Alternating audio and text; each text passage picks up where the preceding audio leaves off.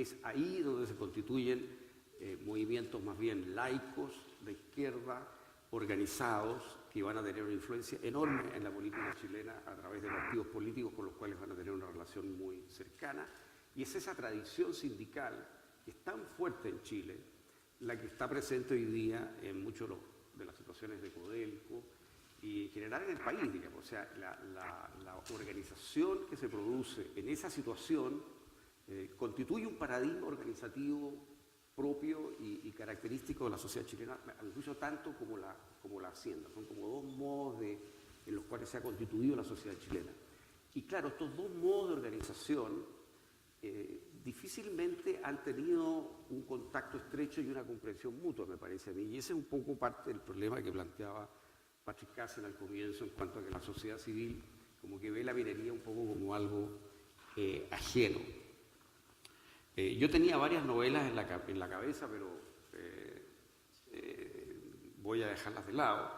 Pero hay una que quisiera mencionar, que es una novela de José Miguel Varas, que fue Premio Nacional de Literatura, que se llama La novela de Galvarino y Elena. Esa es una novela que cuenta, prácticamente es una novela de no ficción, según dice él. Ahora, eso los escritores lo dicen cada vez más frecuentemente y hay que cuidarse de esa frase, porque como esa frase está dentro del contexto de una ficción, puede ser, digamos, un cazabobos, digamos. Pero él lo presenta como que esto fuera virtualmente así, la vida de estos dos militantes comunistas que él conoció. Vara fue un militante activo del Partido Comunista toda su vida y un tipo muy importante en el partido, fue un periodista importante en El Siglo, fue el hombre que estuvo después en Radio Moscú, en fin. Y él conoció a estos militantes, entonces cuenta un poco la vida de estos militantes. Y es fascinante, por lo menos para quien no conoce el mundo minero, lo que él muestra de lo que representa el sindicato. El sindicato pasa a ser, digamos, una especie de equivalente casi de la familia, una mezcla secular, laica, digamos, entre la familia, la organización de la iglesia, digamos, una especie de equivalente de eso, algo que tiene una enorme fuerza. Y luego, cómo los precios, en este caso del saliche al principio, qué sé yo, alteran de una manera brutal el puesto de trabajo. Entonces son personas que están siempre pendientes de esto, de que el precio tiene que ver con su posibilidad de continuar trabajando. Y entonces, claro, la organización en parte lo que intenta es impedir que el precio se traduzca en despidos, digamos. Hay una lógica interesante en la cual no me quiero referir en detalle, pero que ustedes, yo les recomendaría que leyeran esa novela, porque a mi juicio permite entender mucho lo que es, digamos, el origen de los partidos más vinculados al sindicalismo minero chileno, que son partidos de gran importancia. Es claro que la minería vista desde el Valle Central, vista, digamos, desde Colchagua, desde Concepción, desde Osorno, es un enclave, ¿no es cierto?, que está muy lejos, en una zona de tierra seca y amarilla, en la cual no hay nada más que esto. Y claro, de ahí viene el dinero del cual todos vivimos, digamos, de alguna manera u otra, digamos, ¿no? Esa es la caricatura, digamos, ¿no? Es curioso porque Chile, desde el comienzo, desde el mero comienzo, dependió de la minería. Por lo que estuve viendo, no estoy 100% seguro porque no lo podría afirmar en forma categórica, pero hasta donde pude informarme, da la impresión de que Diego de Almagro no encuentra minería significativa en Chile. En cambio, Pedro Valdivia muy rápidamente sí encuentra plata, ¿no? Y eso permite entonces que el proyecto de conquista de Chile, digamos, prospere y los españoles entonces se queden. De modo que desde el inicio el tema fue definitorio, digamos, ¿no? Almagro se devuelve porque no encuentra minería y Pedro Valdivia sí la encuentra y se queda, digamos. Esta visión de la minería como vaca lechera, digamos, es sin embargo la que ha perdurado. Y la pregunta es ¿por qué? Y yo no tengo muy clara la respuesta, pero quisiera decir dos o tres cosas sobre eso como para plantearlo como tema de discusión. Desde luego, un ejemplo de la importancia que ha tenido la minería más tangible, a mi juicio, es la familia Cousiño. La familia Cousiño es una fortuna que parte con Chañarcillo, y luego Matías Cousiño, que está administrando estas minas, se da cuenta que la minería requiere energía, estas cosas no son tan nuevas, y entonces empieza a explotar Lota, el carbón, y por años, por más de 100 años, la energía de Chile viene del carbón de Lota. O sea, Chile entero es movido desde Lota. De manera que la minería tiene una especie de doble efecto, digamos, porque es lo que permite que haya carbón para todas las industrias chilenas, para los hogares, para todo. O sea, la energía de alguna manera surge en función de la minería. Y es una fortuna muy importante, y es una fortuna que a mi juicio da que pensar, porque ahí ustedes sí tienen una familia que, claro, fue inmensamente rica, pero es una familia que logró entroncar esa riqueza con, por así decir, la vida republicana chilena. Lo hizo a través de don Luis Cousiño, que fue senador de la República, lo hizo a través de la filantropía, el Parque O'Higgins, que era el Parque Cousiño originalmente, muchas otras obras filantrópicas como el Parque de Lota, las iglesias que construyeron, en fin, fue una familia que hizo una labor filantrópica muy, muy amplia, absolutamente inédita, diría yo, y no repetida, a mi juicio, en la historia de Chile. También es una familia que contribuye a crear el Club de la Unión, por ejemplo, varios otros clubes, porque es una familia que, como son afuerinos, como no son originalmente de Santiago, sienten fuertemente la necesidad de sociabilidad, y en ese sentido hacen un aporte muy fuerte para crear instancias de sociabilidad en Chile. Es una familia republicana, es una familia bastante afrancesada, que mira en Francia, digamos, un mundo liberal, moderno, progresista, que trae pintura a Chile. Yo no comparto demasiado los pintores que trajeron, digamos, Montvoisin, yo hubiera preferido otro, pero en fin. Pero Montvoisin en ese momento era un pintor muy importante en Francia, aunque parezca hoy día difícil creerlo, pero era muy importante. Y claro, no trajeron a, no sé, a Monet o alguien que hubiera sido Gauguin, digamos, eso no lograron dar con esa gente, pero por lo menos tuvieron la intención y lo trajeron. Entonces hubo un aporte importante en distintas áreas, y a mi juicio esa familia sí muestra un ejemplo de cómo conectar lo que ocurre en la minería con lo que ocurre en Chile en su conjunto. Es una familia que interviene en política, es una familia que originalmente es derrotada por las fuerzas justamente de Santiago, ¿no? Es una familia que tiene un cierto sentido regionalista, es una familia de nuevos ricos, que un poco espantan a la clase alta chilena de la época, que era muy austera, en parte porque era pobre y en parte porque tenía poca imaginación, y estos tenían imaginación y tenían plata, entonces claro, molestaba mucho, y por ahí Gonzalo Ibáñez, que no les tiene mucha simpatía en su libro de historia, dice que los habanos que fumaba Cousiño eran de tal calidad que cuando pasaba por el centro mucho rato después se sabía que había pasado, porque todavía quedaba el olor del habano, digamos, en la calle Ahumada, que era una esquina, digamos, ¿no? Claro, molestaba un poco esa elegancia de estos señores, pero la verdad que él y su mujer, doña Isidora, hicieron un aporte enorme a la sociedad chilena, incluso en cosas sociales, como por ejemplo la gota de leche, una cantidad de cosas que, a mi juicio, ese tema, esa familia, y la historia de esa familia, es algo que ustedes deberían explorar un poco, porque muestra un camino de conexión, digo, entre la minería y la fortuna minera y la sociedad civil, una cosa que uno puede palpar y ver. Ahora, déjenme dejar planteado un par de preguntas que va más bien ya ahora para los expertos. Una es esta tensión entre el tema ecológico y el desarrollo minero, que es uno de los temas que tenemos. Yo quisiera hacer dos observaciones a ver si les parece plausible o estoy muy equivocado. La primera es que, por alguna razón, la discusión se plantea como entre el proyecto minero y la protección de un bien ecológico. Y rara vez se plantea como la opción entre distintos bienes ecológicos, donde el proyecto minero tiene que optar por algo. Pongo un ejemplo, entre sacar el agua de un glaciar y deshacer ese glaciar, o sacar el agua del mar, lo cual implica una central eléctrica de alguna manera, o energía eléctrica.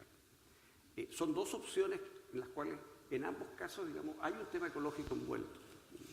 Entonces, si uno no quiere tocar el glaciar, estoy inventando el argumento, va a tener que tener energía eléctrica producto de algún tipo de central de energía eléctrica, lo cual tiene a su vez un costo ecológico. Pero no es que sea, por así, el proyecto minero versus el bien ecológico, sino que como que me parece a mí, lo que no se ve muchas veces son estas opciones, donde hay bienes ecológicos a proteger en cualquiera sea la opción que se tome, ¿no? Esa es una reflexión. La otra, y esto tiene que ver con la importancia de las comunidades aledañas, digamos, a los proyectos, es el tema estético. Y como me convidaron como escritor, yo quiero poner este tema, digamos, ¿no? Aquí hay un tema evidentemente económico, que es la sensación de que al lado mío van a hacer un relave, digamos. Yo quiero ir en la parada, digamos. Eso es algo real hoy día. La gente quiere participar de esto, aunque no tenga derechos de propiedad. Esto no es un tema legal, es un tema más bien social, digamos. Es decir, la gente quiere ir en la parada del asunto. Ese es un dato de la sociedad moderna y hasta dónde, cómo se regula esto para que no sea es complicado. Y ese es un tema que yo sé que ustedes están muy preocupados y lo están tratando, qué sé yo. Pero lo que quiero agregar a ese tema es el tema estético. El tema ecológico normalmente se plantea como un problema de gases de invernadero, como un problema de partículas en el aire, qué sé yo. Y los expertos son muy aficionados, los expertos académicos, a plantearlo en esos temas. Y los economistas entonces ven unos monos, unos gráficos, unas cosas y todo queda a un nivel técnico. Y por supuesto, esos estudios y esos alegatos no logran tranquilizar a los movimientos ecológicos reales, digamos, ¿no? Eso queda entre puros expertos. ¿Y por qué? Porque lo que mueve el movimiento ecológico real, en gran medida, es la belleza. Ustedes ven, por ejemplo, el tema de la Patagonia. ¿Cuál es el afiche? El afiche es la belleza de las Torres del Paine con las torres eléctricas superpuestas. Aunque no vaya a haber torre eléctrica pasando por el Paine, pero esa es la imagen que el adversario del proyecto plantea. Es el tema de la belleza. Yo lo he conversado muchas veces con algunos de estos dirigentes, ellos no estarían de acuerdo con esto que estoy diciendo. Pero yo creo que en el fondo esa es la verdad. El tema de la belleza es un tema central en la vida moderna. Es un tema que para la gente importa mucho más de lo que la gente se reconoce a sí misma. Y yo creo que hay que tomarlo en cuenta. En algunos casos esto ha sido explícito. No sé, cuando el empresario hotelero Pedro Ibáñez se opone a que pasen las torres delante digamos, atraviesen Chile, obviamente hay un interés que uno puede decir económico, pero él no tiene hoteles en los lugares donde eso va a ocurrir. Lo que a él le está preocupando es el paisaje chileno. Y yo creo que eso es muy real. Entonces, lo que inquieta a veces en los proyectos mineros, y no creo que esto sea algo que esté demasiado analizado o considerado, es el tema de la belleza. Ahora, he conversado esta idea con un par de amigos míos que son ingenieros mineros y casi se cayeron de la silla cuando yo les dije esto. Pero me dijeron, ¿cómo? Si la minería es la belleza, weón. O sea, ¿has visto tú lo que es un proyecto, lo que es Y me empezaron a explicar toda la ingeniería de estos proyectos increíbles, con una pasión, digamos, como que, no sé, un artista hablando de su propia obra, digamos. Era una cosa maravillosa. Y eso me hizo pensar que hay un tema a conversar aquí. O sea, la belleza ingenieril de la minería no es algo que los que no hemos estudiado ingeniería minera compartamos. O sea, eso no lo hemos visto. O sea, la belleza de un relave, yo no la he sentido. He estado en minas bien nuevas, como una mina en Perú que se llama algo como Altamina, ¿puede llamarse? Antamina. Antamina, que es bien interesante, porque prácticamente no había trabajadores mineros, todos lo hacían casi máquinas, y los pocos trabajadores mineros están metidos dentro de una máquina que mantiene un aire especial, porque no se puede respirar bien a esa altura. En fin, una especie como de operación como que estuviéramos en la luna. Yo lo encontré muy interesante, y no me cabe duda que la ingeniería ahí debe ser de una gran belleza, pero era un espectáculo bastante inhumano para uno, digamos, para una persona como yo, digamos, bastante inhumano de ver, digamos, estos tipos que no podían salir porque apenas se puede respirar, yo mismo con poco aire. porque está muy alto, está como a 5.000 metros, ¿no? Entonces no se puede hacer mucho esfuerzo físico ahí, etc. Y es una mina, entiendo, muy de punta en términos tecnológicos. Entonces, ese es un tema que yo creo que ustedes deberían discutir, digamos, ¿no? ¿Qué se hace con la belleza? Conversaba la semana pasada con el embajador de Roma, Fernando Ayala, y él le tocó atender bastante a Cristo cuando vino acá. No Jesucristo, sino Cristo el artista, ¿no? Que es el que hace esos grandes envolturas, el que envuelve edificios, un artista contemporáneo de gran importancia. Y yo estaba con la idea cuando él vino, que creo que fue en el periodo del presidente Lagos que vino, que lo que él tenía que hacer era envolver la moneda. Y yo incluso hablé con gente, yo no pude verlo a él, pero yo quería que le envolviera la moneda, porque lo había hecho en el Reichstag y fue una cosa fantástica, qué sé yo, todos estos géneros blancos cubriendo la moneda me parecía una cosa muy sanadora. Y me dijo Fernando Ayala, que estuvo con él y le tocó atenderlo, que esta idea que mucha gente tenía, yo no era el único que estaba en esta idea obviamente, se la plantearon y Cristo la rechazó de plano por completo. Porque él lo había hecho ya en el Reichstag, porque él es muy anticomunista, él salió de Bulgaria, entonces no le gustaba meterse en esta cosa con Allende, en fin. Yo no sabía que era tan anticomunista, pero parece que es muy anticomunista, no quiso hacer la cosa. Pero sí ofreció una idea. Dijo, yo lo único que haría en Chile, dijo, es yo taparía, aunque fuera por una hora, Chuquicamata. Bueno, yo les dejo esta idea. Yo creo que la belleza de Chuquicamata Tamá puede ser superior a lo mejor a descubierto. No sé, ¿no? Un relave tapado puede ser más bello que cubierto, no sé. Es un tema a conversar, digamos, el tema de la bueno, quedo hasta aquí, el resto vamos a tener un... Por favor. Muchas gracias, Arturo. La verdad que...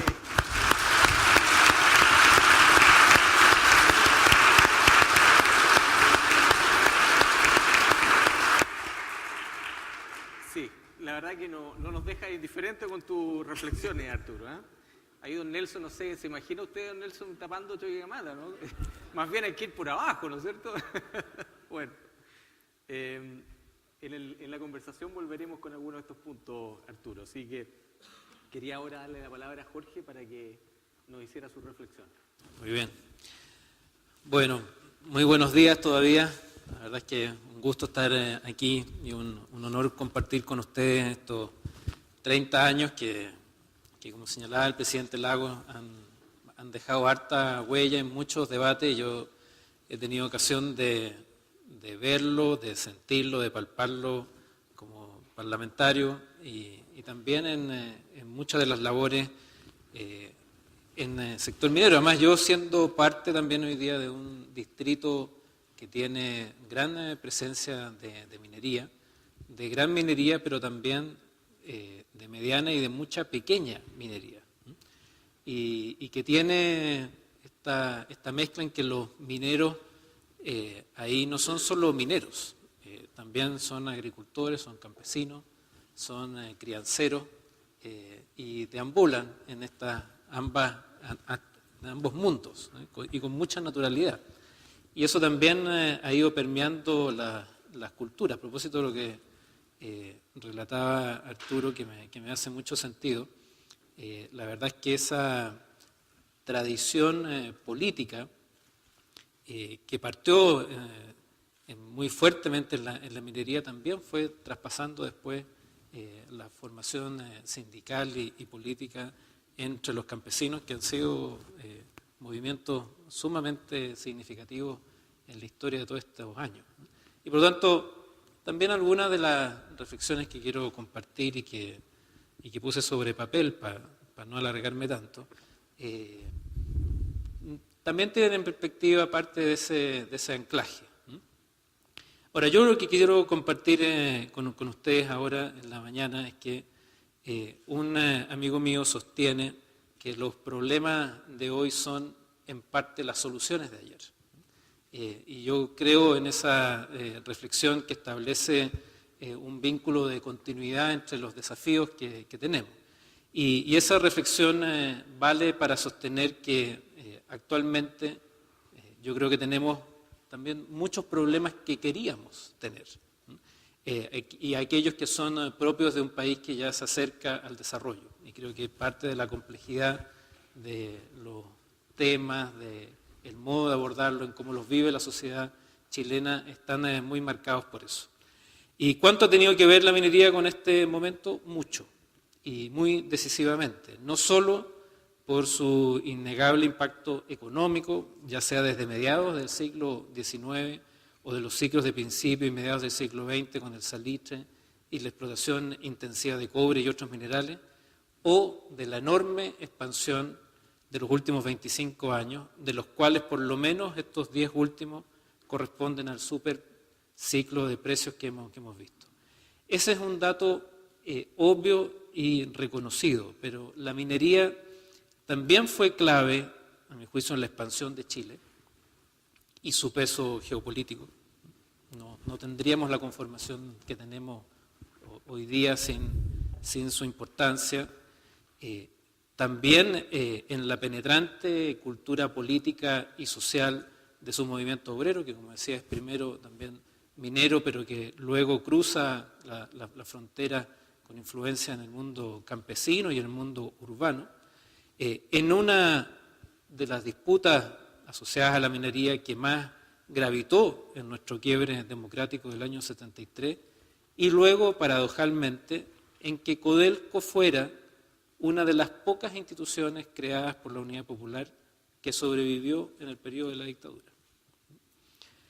Asimismo, desde los años 90, la inversión minera extranjera influyó mucho en el cambio de la cultura corporativa de nuestras empresas y en la incorporación de estándares globales en materia de transparencia, de seguridad, de normas medioambientales, de relaciones laborales y también poco a poco de vínculos con la comunidad, que yo creo que todavía son poco reconocidos y poco explicitados en la propia conversación pública, pero que yo creo que están ahí muy presentes.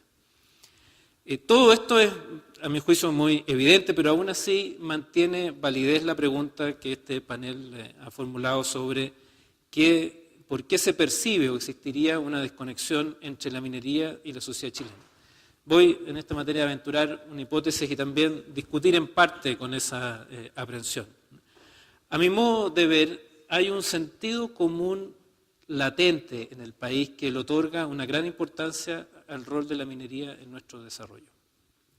En las conversaciones cotidianas, y lo digo tanto urbanas, de las grandes ciudades, aquí en Santiago, en Concepción, como también, por ejemplo, en la zona que yo represento, eso aparece, esa importancia de la minería es algo sabido, es algo asumido, que casi no se discute o que no tiene discusión, porque ya está probado que es así. Como ocurre en muchos casos, esos sentidos comunes están construidos en base a juicios muy establecidos y son tan profundos que muchas veces los llamamos mitos. Pero aquí el mito no le atribuyo ninguna carga peyorativa, porque yo diría solo el racionalismo pedestre fue capaz de despreciarlo en algún minuto, pero más bien al contrario, lo describo el mito como un juicio que fija un marco interpretativo que es muy poderoso y que es capaz de construir ese sentido común. El punto es que no se ha construido también un mito distinto, habiendo condiciones para ello.